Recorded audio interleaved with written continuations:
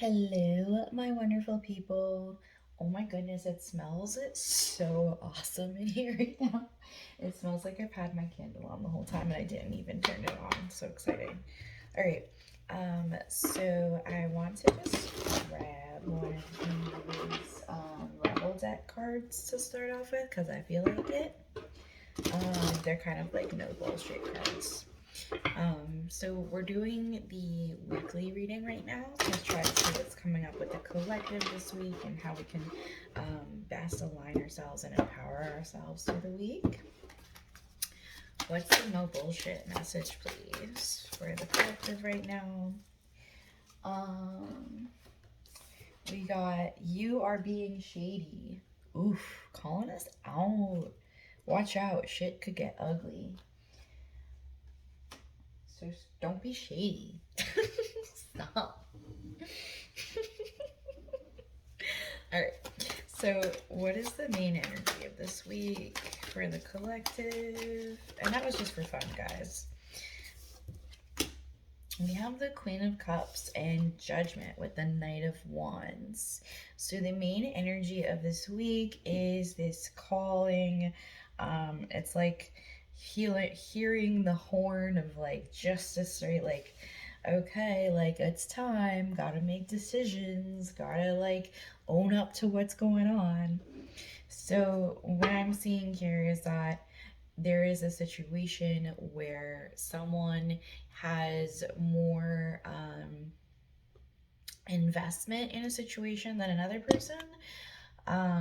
Someone has more, is providing more. Someone's providing more care and putting more into whatever is going on, whether it be love, success, like career, school, home, friends, family, right? Someone's giving more and someone is not giving as much. And so, because of this, right, there is this moment coming this week where everything is just called into action to kind of own up and have that, balancing act. And for some reason, these flowers are really reminding me of. Okay, I'm gonna remind. Let's skip that part. All right. So, what is the movement that we can align to this week that is in our highest and greatest good?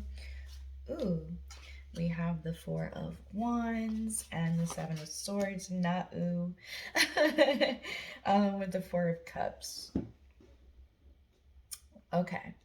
So, there is a danger here of moving too fast, right? Because here we said, right, that there was one person investing too much, one person investing too little, right?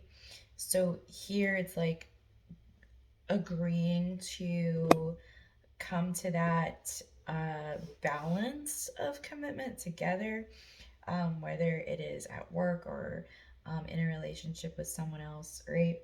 Uh, but there is a danger here for resistance and shadiness, right? Because there's a reason why this is unbalanced in the first place. So let's look into why this is unbalanced. Why is this unbalanced in the first place? All right, overthinking, right? So the person or part of this that isn't as invested um, is overthinking about winning, right? So they're kind of in this mental prison of having to come out on top. Like they feel like they have to best of the situation, and it doesn't really have to do with you or whatever the situation is.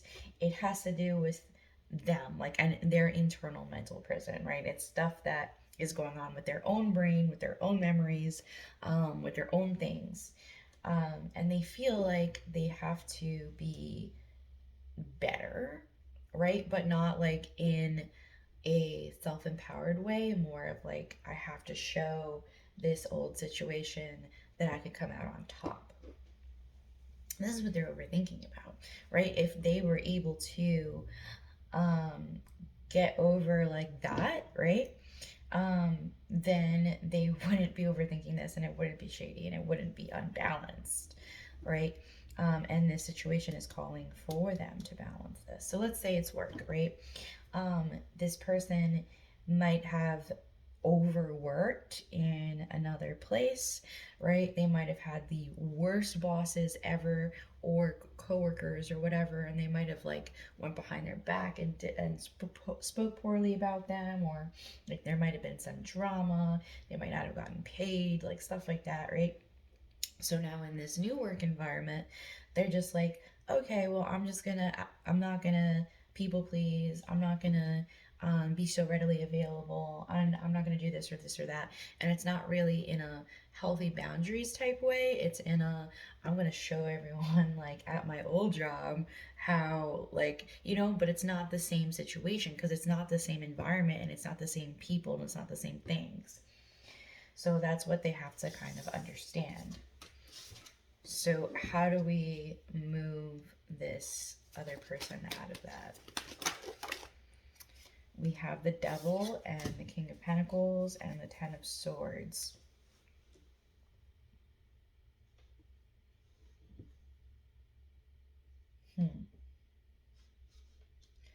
Yeah, I guess I was using a career example because a lot of this has to do with success, and abundance and grounding.